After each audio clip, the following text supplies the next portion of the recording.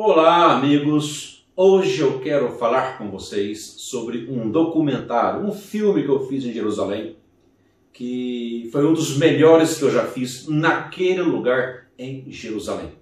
É aquele que ficou mais didático, mais claro naquilo que eu estava pensando em passar naquele momento.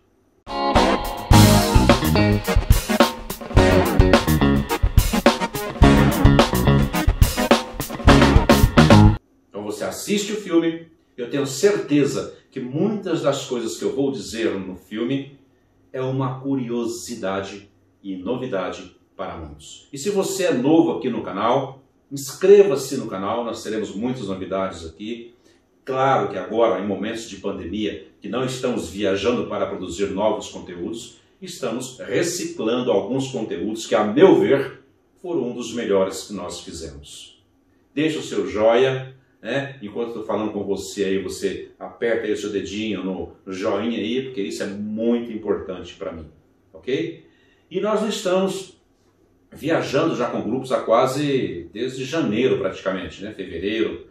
E estamos programando já saídas para o segundo semestre do ano que vem e já para o ano 2022. Passos, Minas Gerais, já estamos com datas sendo marcadas para grupos.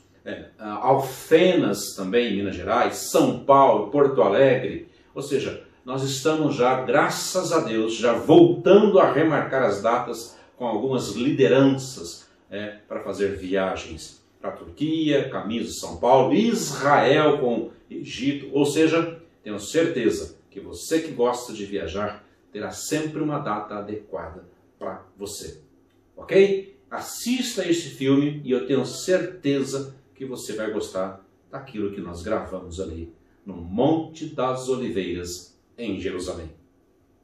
No Monte das Oliveiras, nós observamos este cemitério enorme e, aliás, muito antigo.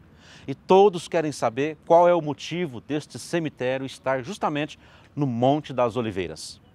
E o motivo são duas profecias do profeta Zacarias. No Zacarias capítulo 8, que diz assim: "E eu voltarei para Sião e habitarei no meio de Jerusalém." E Zacarias 14, que diz assim: "E naqueles dias os seus pés estarão sobre o Monte das Oliveiras." Estas duas profecias são muito importantes para os judeus, pois as duas falam da vinda do Messias. Ou seja, o judeu vai crer, segundo a doutrina do judaísmo, em Jesus quando ele voltar, que para os cristãos é a volta, mas para o judeu é a vinda do Messias. Se a profecia fala que o Messias vai vir sobre o Monte das Oliveiras, tanto Zacarias 8 como Zacarias 14, então os mais endinheirados, os religiosos, querem ter as suas tumbas, querem ser sepultados justamente no Monte das Oliveiras. Por isso, o motivo desse enorme cemitério aqui. E você pode ver que todas as tumbas estão com pedras. O motivo destas pedras em cima das tumbas é que na antiguidade, no deserto, uma região seca, não havia flores. Então quando você vai a um cemitério visitar o túmulo de um parente, você leva uma flor, uma rosa, significando que você esteve ali e homenageou a pessoa que está sepultada ali. A pedra aqui tem o mesmo significado. Como não tinha flores no deserto, numa região seca, colocar uma pedra em um túmulo equivale a dizer: eu estive aqui. É como se fosse uma flor.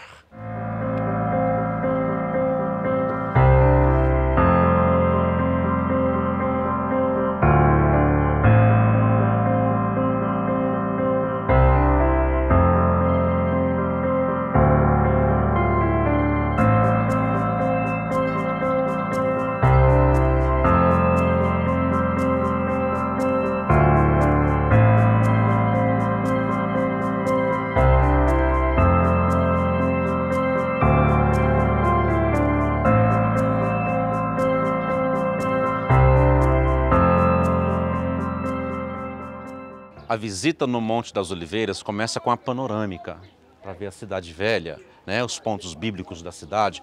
Depois nós vamos descendo até chegar na igreja chamada Igreja das Lágrimas do Senhor, ou Dominus Flevit.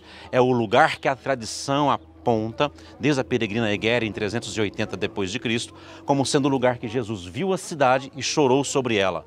E depois nós prosseguiremos descendo até chegar no Getsemane, porque a bem da verdade, o Monte das Oliveiras e o Getsemane é um lugar só. Monte das Oliveiras, a parte alta, e o Getsemane, a parte baixa do monte.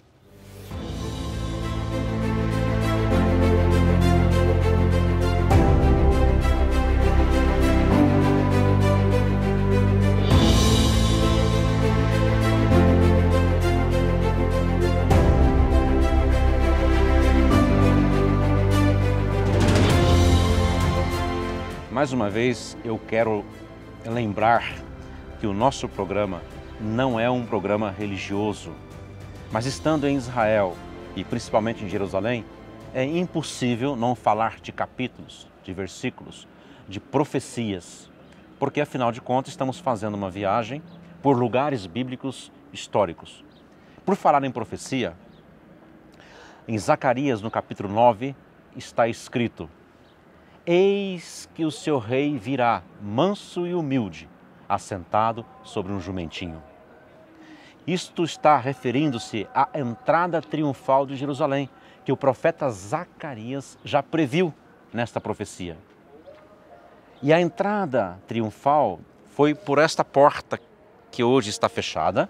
Ele desceu pelo Monte das Oliveiras, assentado num jumentinho, passou pelo vale de Josafá, ou Vale do Cedron, que é um lugar só, e entrou na cidade assentado no jumentinho, que tem a tradição hoje da igreja sobre o Domingo de Ramos. A celebração do Domingo de Ramos celebra justamente a entrada de Jesus em Jerusalém, que aconteceu por esta porta chamada Porta Dourada, ou Porta do Ouro, que hoje ela está fechada.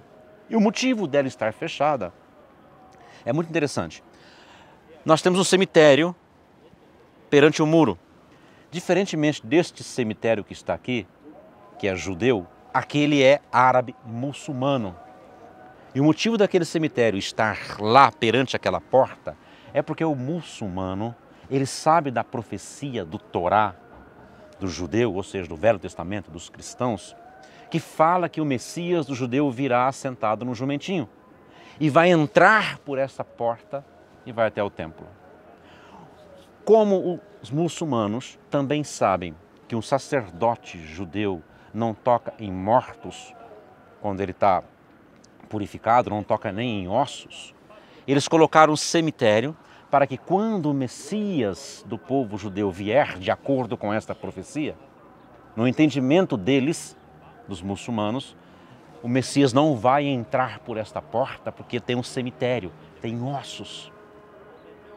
No entendimento deles, a profecia não será cumprida por este motivo. Só que para a doutrina do cristianismo, para o entendimento do cristianismo, o Messias já veio, Jesus já veio e já entrou por essa porta na entrada triunfal. Mas os judeus que não aceitaram Jesus e aguardam o Messias até hoje, para os muçulmanos, o Messias dos judeus ainda virá e vai entrar por essa porta, e por isso o cemitério está aí para não permitir que o Messias do povo judeu entre na cidade de Jerusalém.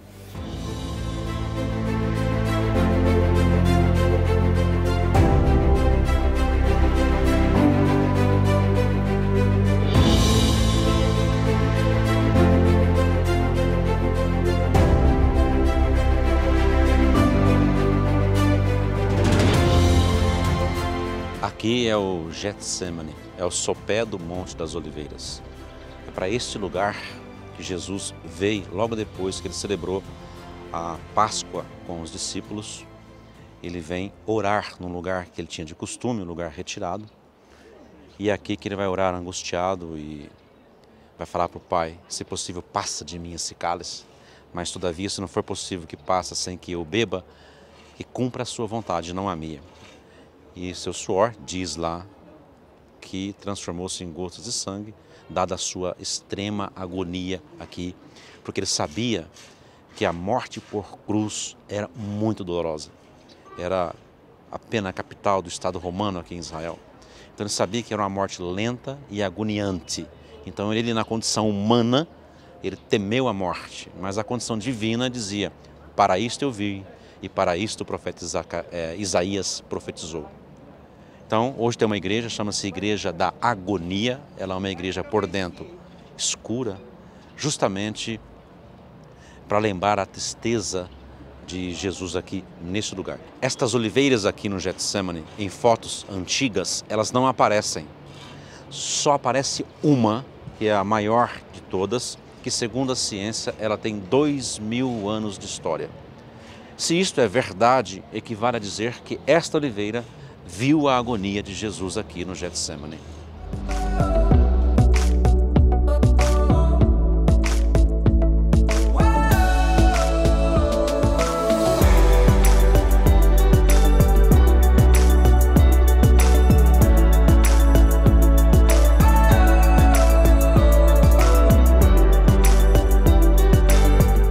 Portanto, é este o lugar onde Judas chegou com os soldados romanos e deu o beijo da traição. E é aqui que Jesus foi preso e levado para onde hoje é a igreja do Galicanto, que era a casa do sumo sacerdote Caifás, onde estava reunido o Sinédrio.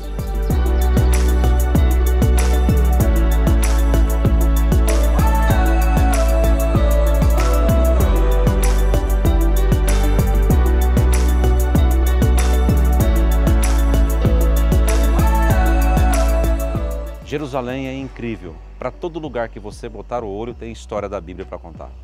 Por exemplo, eu estou agora aqui no famoso Vale do Cedron, ou Vale de Josafá, que é um lugar só.